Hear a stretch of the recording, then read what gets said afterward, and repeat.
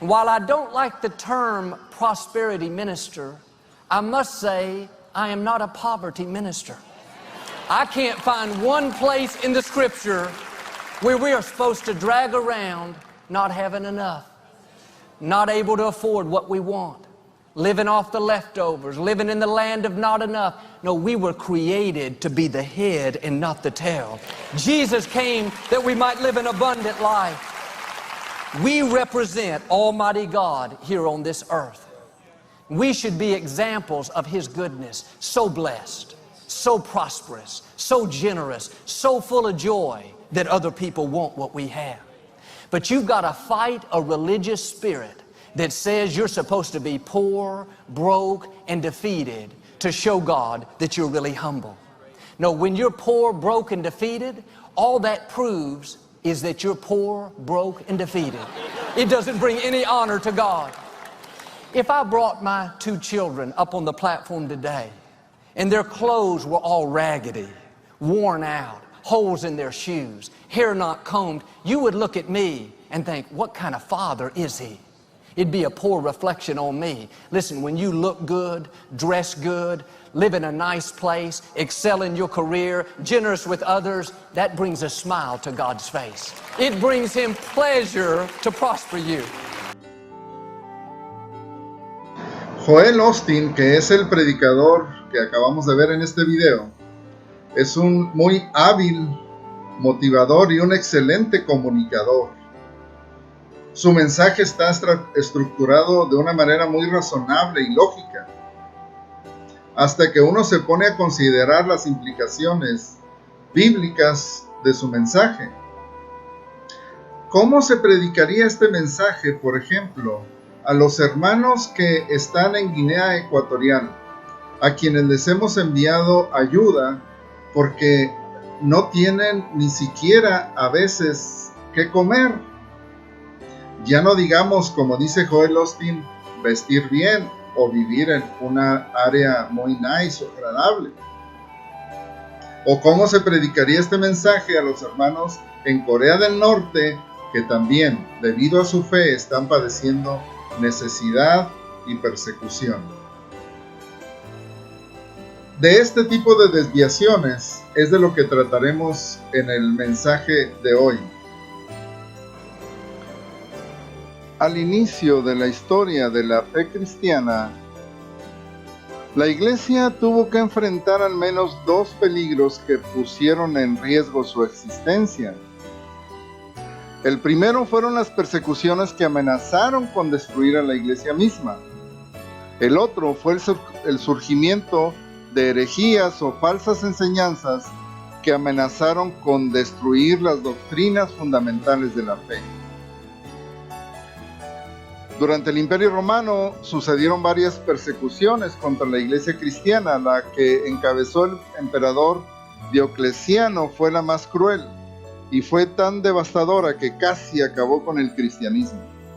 Esta persecución se concentró básicamente en 3 objetivos: acabar con los lugares de reunión, acabar con los líderes de las iglesias y destruir las escrituras.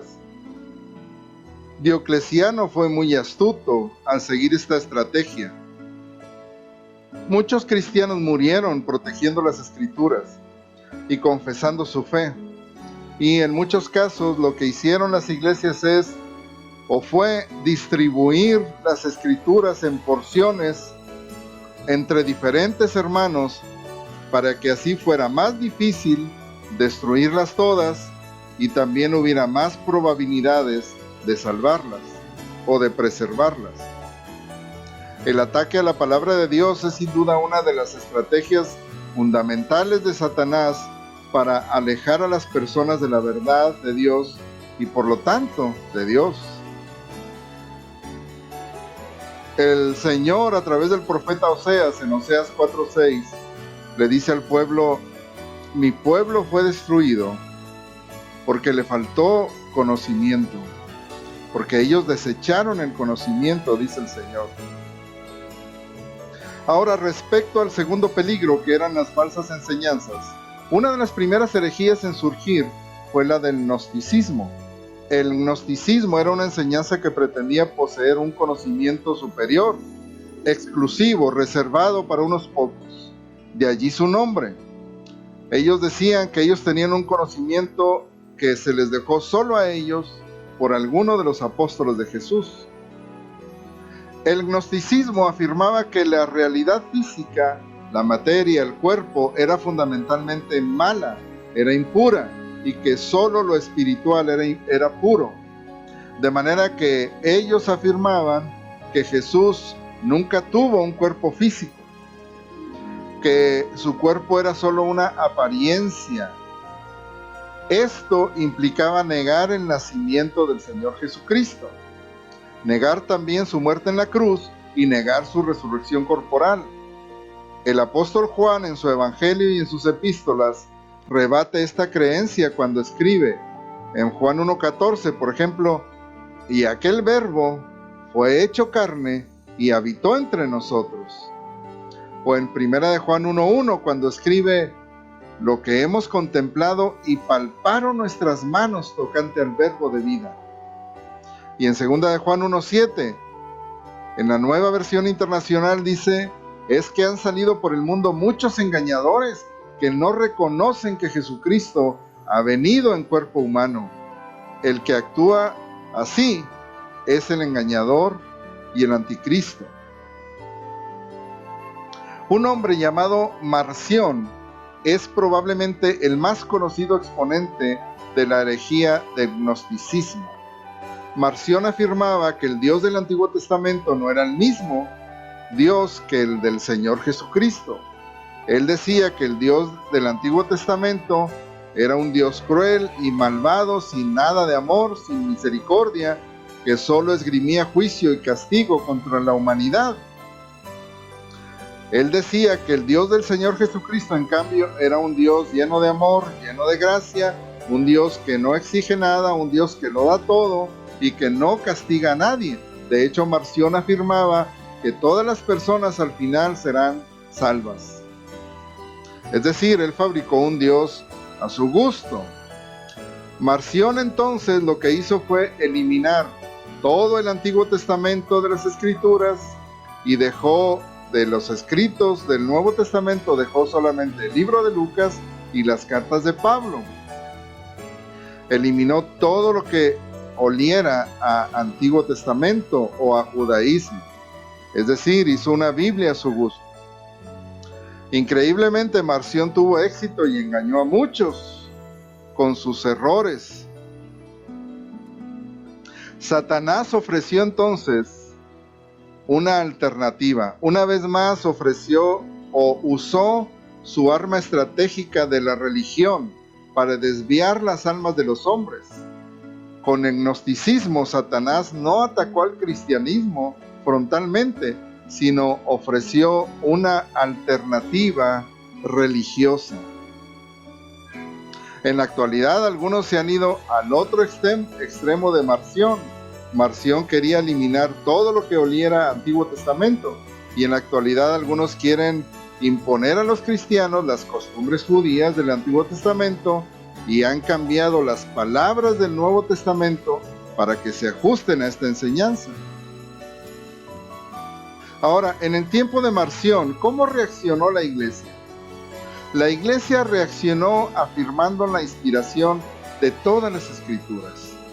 La iglesia afirmó que toda la Biblia es inspirada por Dios, que los 4 evangelios, las cartas de Pablo y las cartas de todos los apóstoles daban evidencia del mismo evangelio que el Señor Jesucristo les había entregado, que era el mismo mensaje que todos predicaban y que era un mensaje conocido de todos, no era ningún secreto.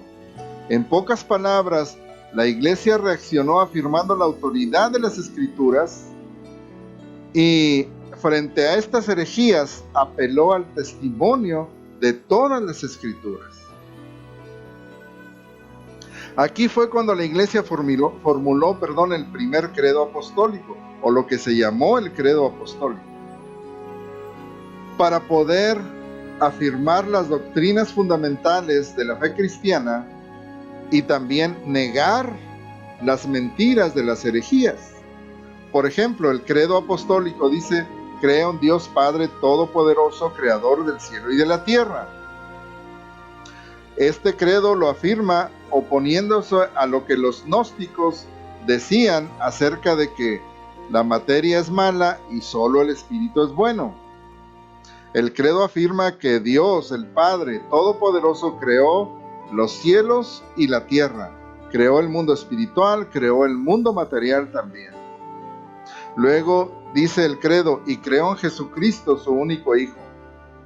Jesucristo es el Hijo de ese Dios, de ese Padre que creó el mundo material y el mundo espiritual. Luego dice el credo que Jesucristo nació de María Virgen. Esto era para afirmar que Jesús realmente nació como un ser humano. Su cuerpo era un cuerpo físico, no era una aparición, no era una ilusión.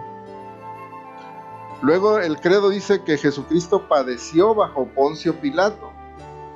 Esto se mencionaba no para culpar a Poncio Pilato, sino para ubicar al Señor Jesucristo, su vida y su ministerio, en un tiempo en la historia. Es decir, que Jesucristo no era simplemente una ilusión o algo inventado, padeció bajo Poncio Pilato. Hubo un tiempo en la historia en que vivió y murió. Y luego dice el credo: fue crucificado, muerto y sepultado, y al tercer día resucitó. Esto refutaba la creencia de los gnósticos de que Jesús realmente no había muerto. Ellos decían esto, que Jesús no pudo haber sido sepultado porque no tenía ningún cuerpo, y por lo tanto Jesús no resucitó corporalmente. Eso decían ellos, pero el credo dice: fue crucificado, muerto y sepultado, y al tercer día resucitó. Luego el credo dice que el Señor Jesucristo ascendió a los cielos y está a la diestra del Padre, y de allí vendrá a juzgar a los vivos y a los muertos. Esto afirmaba el carácter justo y santo de Dios y negaba la pretensión de los gnósticos de que que Dios no juzgaba a nadie, que Dios no castigaba a nadie porque es puro amor. El credo dice que Jesús vendrá a juzgar a los vivos y a los muertos. La verdad del Evangelio ha sido objeto de constantes ataques a través de la historia. Y Satanás estará usando constantemente su arma estratégica, que es la religión, para desviar a los hombres de la verdad. El apóstol Pablo le advirtió a Timoteo que habrá tiempo, o vendrían tiempos, cuando las personas no querrían escuchar la doctrina y buscarían escuchar mensajes que les agradaran. En 2 Timoteo 4:3 le dice a Timoteo: porque vendrá tiempo cuando no sufrirán la sana doctrina, sino que teniendo comezón de oír, se amontonarán maestros conforme a sus propias concupiscencias. En la Nueva Versión Internacional dice que llegará el tiempo en que no van a tolerar la sana doctrina, sino que llevados de sus propios deseos, se rodearán de maestros que les digan las novelerías que quieren oír. Iglesias a la carta y Dios al gusto es el tema que estamos tocando ahora. Así como Marción decidió eliminar grandes porciones de las Escrituras porque no concordaban con su idea personal de Dios, hay en la actualidad quienes han decidido adecuar el mensaje de la Biblia para que se adapte a sus conceptos de Dios. Siempre ha habido quienes tuercen el mensaje de la Biblia para lograr sus fines. Y uno de esos que está sucediendo hoy, uno de esos esfuerzos de Satanás para desviar a la iglesia de la verdad, es el movimiento de las iglesias sensibles al buscador, de lo que vamos a hablar hoy. Iglesias a la carta. Les cuento la historia de un amigo pastor que fue invitado a una serie de conferencias, a escuchar unas conferencias en una iglesia muy grande en Estados Unidos. Uno de esos días le tocó que al sentarse estaba allí el pastor de la iglesia y comenzaron a conversar. El pastor de la iglesia de Estados Unidos le comentó a este amigo mío que había escuchado que en México se estaba dando un gran avivamiento y que estaban plantándose nuevas iglesias que estaban creciendo mucho. Mi amigo le respondió diciendo que en realidad él no podría decir si había un avivamiento, dado que muchas de esas iglesias nuevas no estaban en realidad alcanzando personas nuevas, sino captando personas de otras iglesias. Mi amigo le platicó que los cultos de esas iglesias se organizaban en base a encuestas donde le preguntaban a los asistentes cómo quisieran que se hiciera el culto en la iglesia, de manera que los cultos se preparaban en base a la opinión de los asistentes y no necesariamente para adorar a Dios. Mi amigo le comentó también que una cosa que le preocupaba de esas nuevas iglesias era que parecía que deliberadamente evitaban tocar en sus mensajes ciertas enseñanzas bíblicas para no incomodar o no molestar a los asistentes. Temas como el pecado, el arrepentimiento, el juicio de Dios, el castigo de Dios, el infierno, etc., eran evitados para incomodar a las personas y para mantener la asistencia. El pastor de Estados Unidos entonces lo miró extrañado y le dijo a mi amigo: eso es lo que nosotros hacemos aquí. En ese momento llamaron al pastor para iniciar el evento y ya no hubo oportunidad de hablar con él.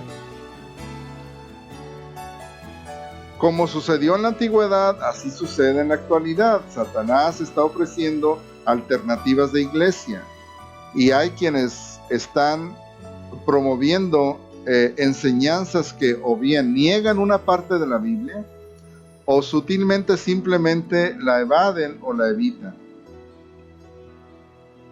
Y iglesias, en el caso del tema, iglesias a la carta y Dios al gusto, trataremos precisamente de estos dos movimientos que tienen mucha relación entre sí: el movimiento de los cultos sensibles al buscador y el movimiento de la predicación terapéutica. Hoy seguramente hablaremos solamente del primero de ellos, el movimiento de los cultos sensibles al buscador. Es un movimiento que diseña sus servicios dominicales para que sean atractivos a quienes no asisten a la iglesia. Este movimiento se originó en Estados Unidos y por eso el concepto no habla de gente que no es cristiana o gente que no es salva, sino gente sin iglesia. Así es como se dice en este movimiento en Estados Unidos: unchurched people, o sea, gente sin iglesia. Y la idea es darles una iglesia a aquellos que no tienen iglesia o que no asisten a ninguna iglesia. Y de ahí que el movimiento ha decidido o se fundamenta en el hecho de que se diseñe una iglesia que le agrade a los que no tienen iglesia para que puedan asistir. Y entonces, según el razonamiento, se les puede predicar el evangelio. Para lograr esto se usan diferentes tácticas como la teatralidad, el entretenimiento, así como la tecnología de punta para que los asistentes mantengan la atención y no se aburran.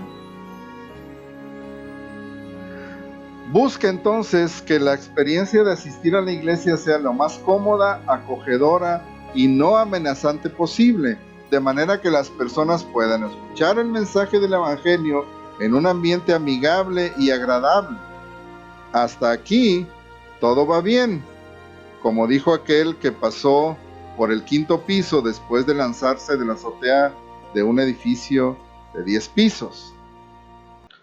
Todo esto no sería muy grave hasta que llegamos al punto de la predicación, al punto del mensaje de la palabra, porque en su afán de ser amistosas y agradables, estas iglesias evitan tocar temas y asuntos que pudieran incomodar u ofender a los asistentes. En muchas de ellas, por ejemplo, no celebran la Santa Cena ni bautismos durante los servicios dominicales, porque eso puede causar incomodidad o molestia.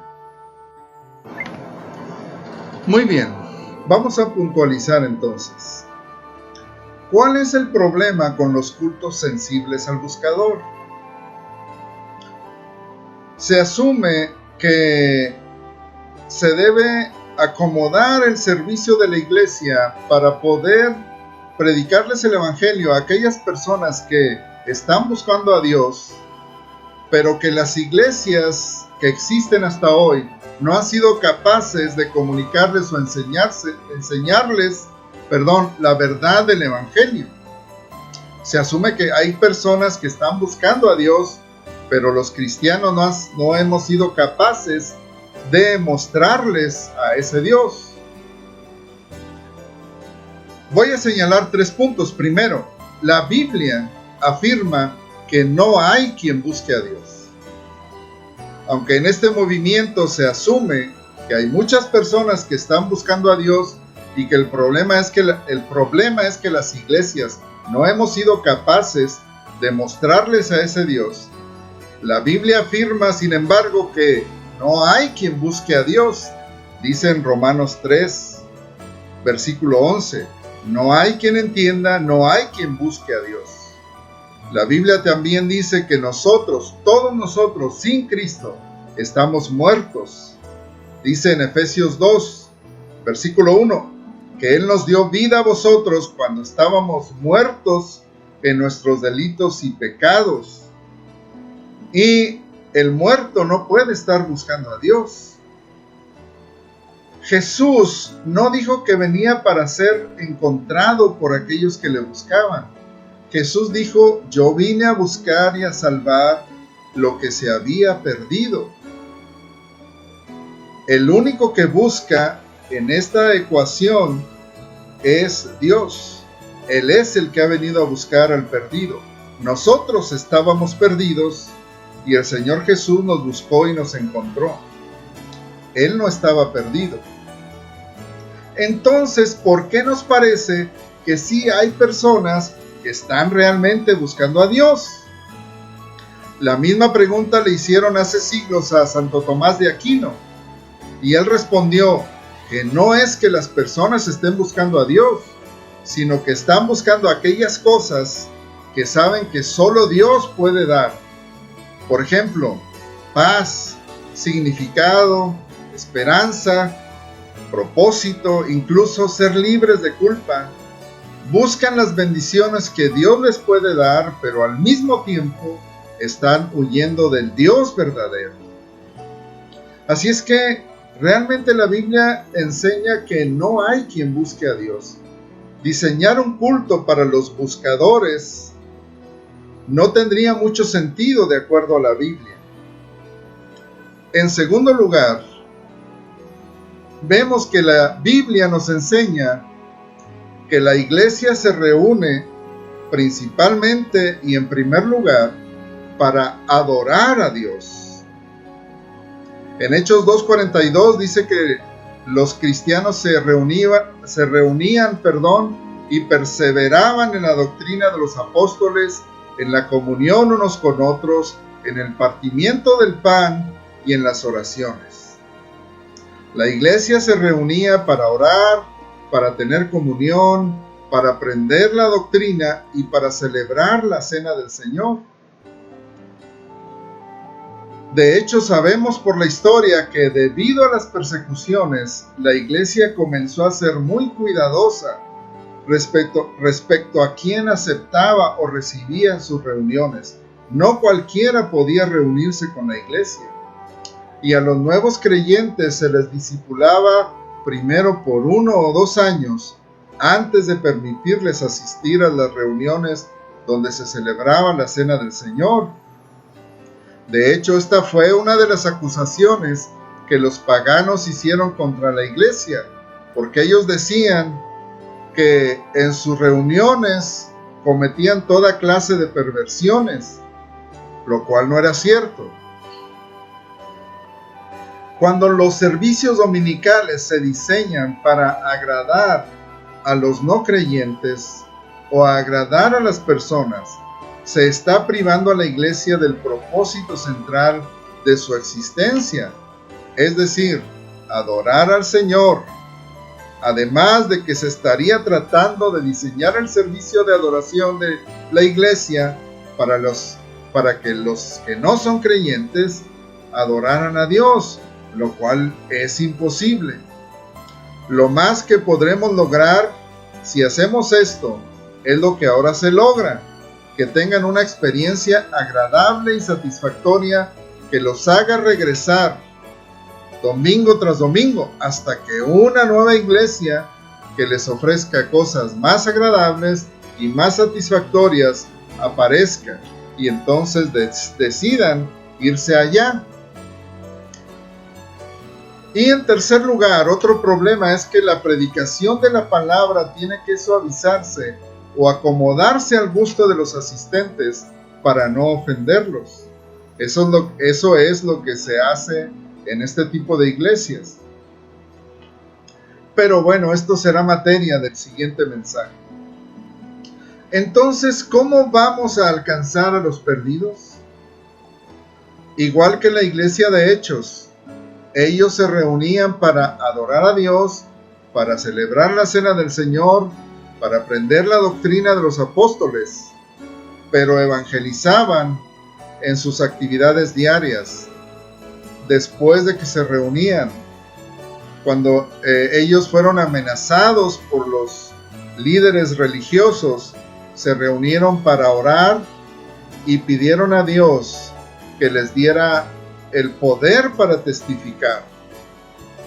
Pero no invitaron a las personas a que vinieran a su reunión de oración. Ellos oraron para poder testificar durante su vida diaria.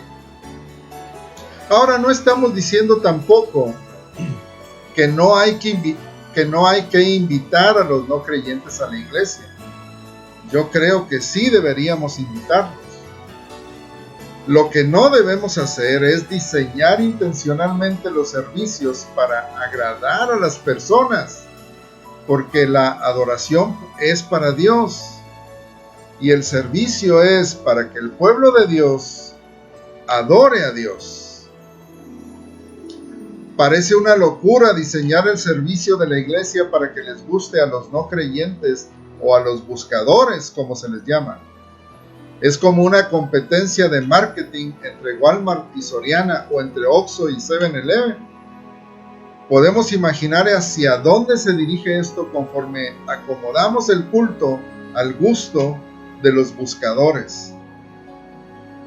La Biblia dice: no os conforméis a este siglo, sino transformaos por medio de la renovación de vuestro entendimiento, para que comprobéis cuál sea la buena voluntad de Dios, agradable y perfecta.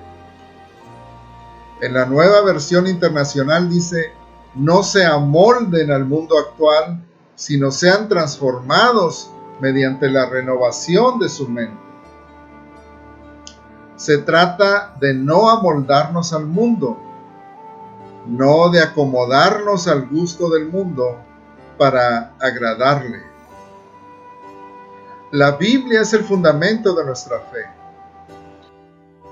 Debemos insistir, hermanos, en que busquemos crecer en el conocimiento de la palabra de Dios. La única manera en que podemos discernir entre la verdad y la mentira es conociendo la verdad. Y la palabra de Dios es la que nos da la verdad. Es la que nos enseña la verdad.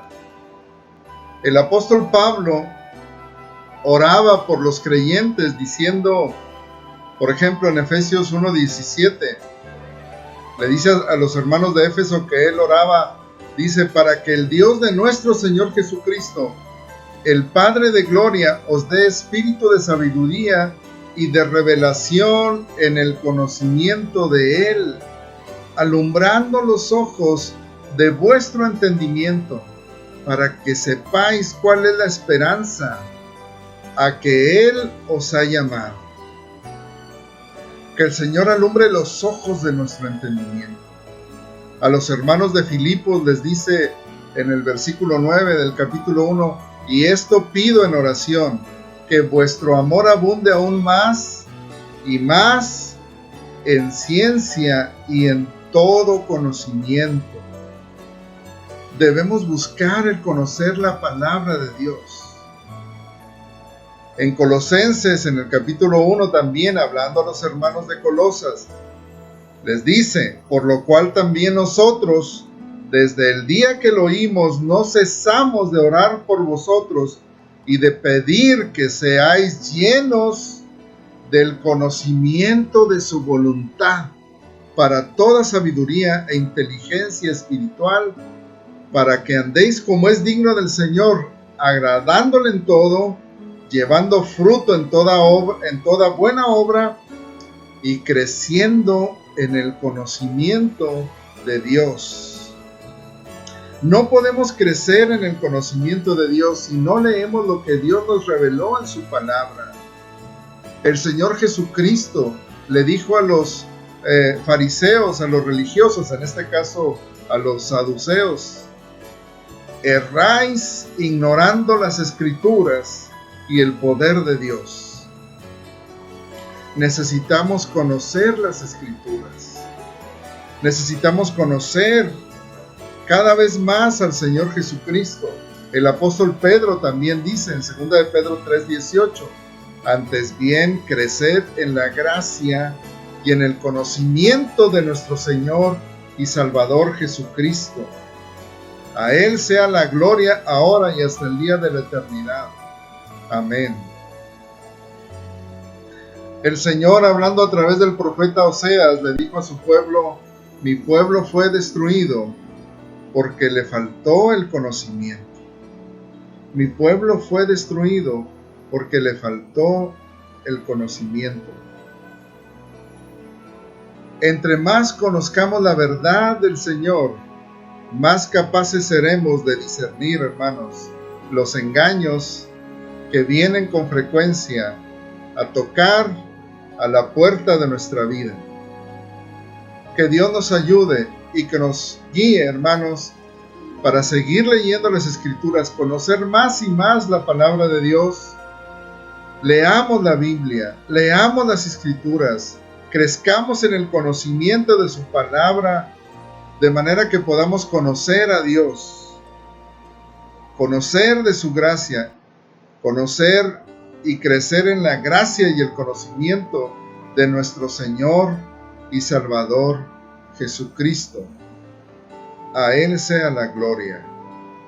Amén.